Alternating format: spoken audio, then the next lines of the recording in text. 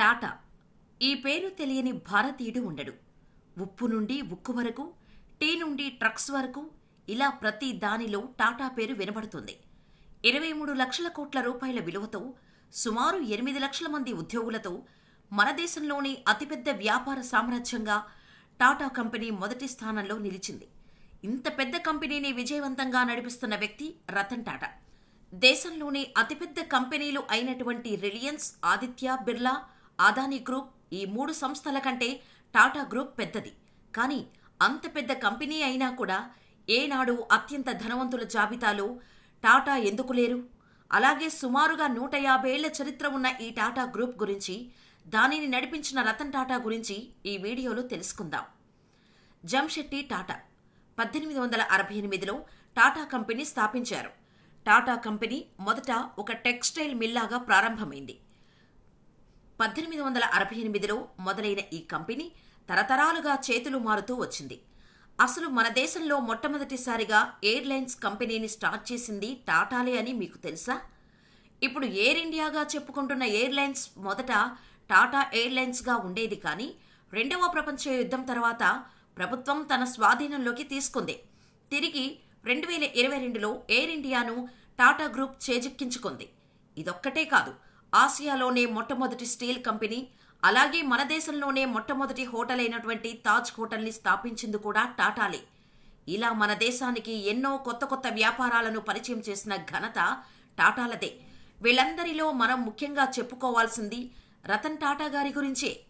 రతన్ టాటా గారు డిసెంబర్ 28, 1937 సంవత్సరంలో దేశంలోనే అత్యంత ధనిక కుటుంబంలో జన్మించారు. ఈయనకు 10 ఏళ్ల వయసు ఉన్నప్పుడు తల్లిదండ్రులిద్దరూ విడిపోవడంతో వాళ్ళ నానమ్మ దగ్గర పెరిగారు.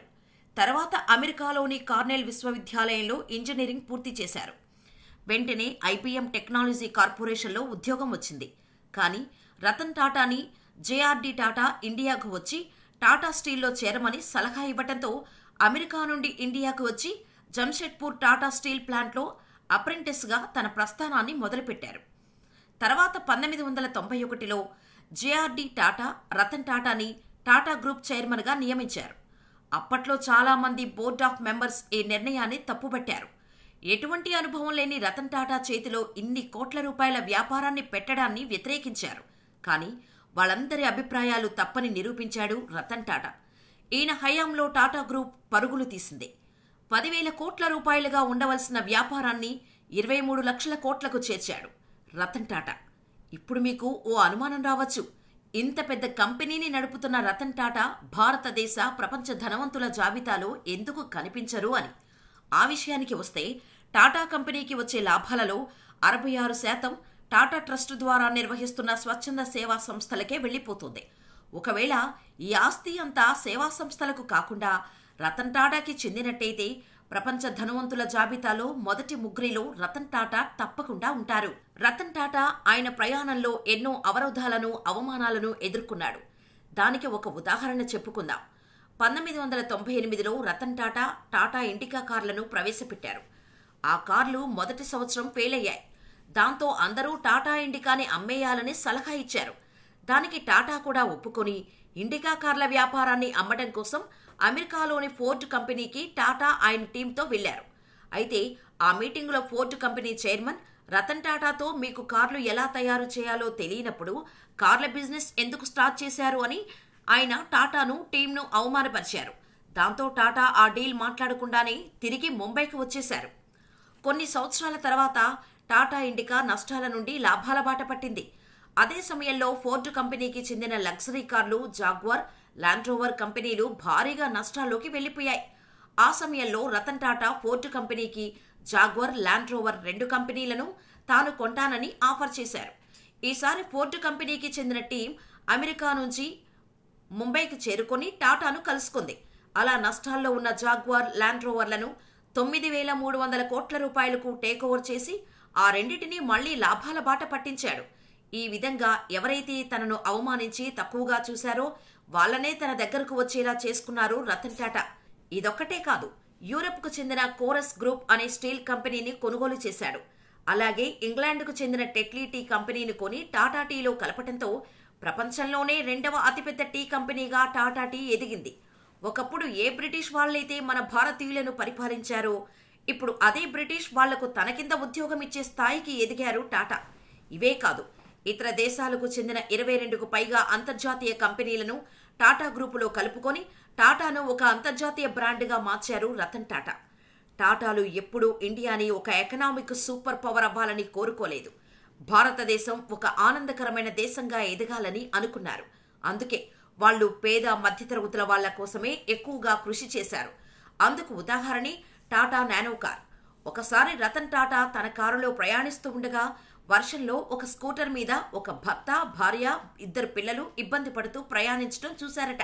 అంతే, వెంటనే ఆయన పేద మధ్యతరగతులకు అందుబాటులో ఉండేలా ₹1,00,000 ఒక కారును తయారు చేయాలనుకున్నారు. ఈ మాట చెప్పగానే ఎంతో మంది నవ్వుకున్నారు. ₹1,00,000 కారును ఎలా తయారు చేస్తారు అని భయపెట్టారు. కొంతమంది వెటకారం చేశారు. కానీ టాటా మాత్రం వెనక్కి తగ్గలేదు. ఇంజనీర్లను పిలిపించారు. కానీ వాళ్ళు ₹1,00,000 కారును తయారు చేయటం కుదరదని చెప్పారు. అయినా రతన్ టాటా వినలేదు.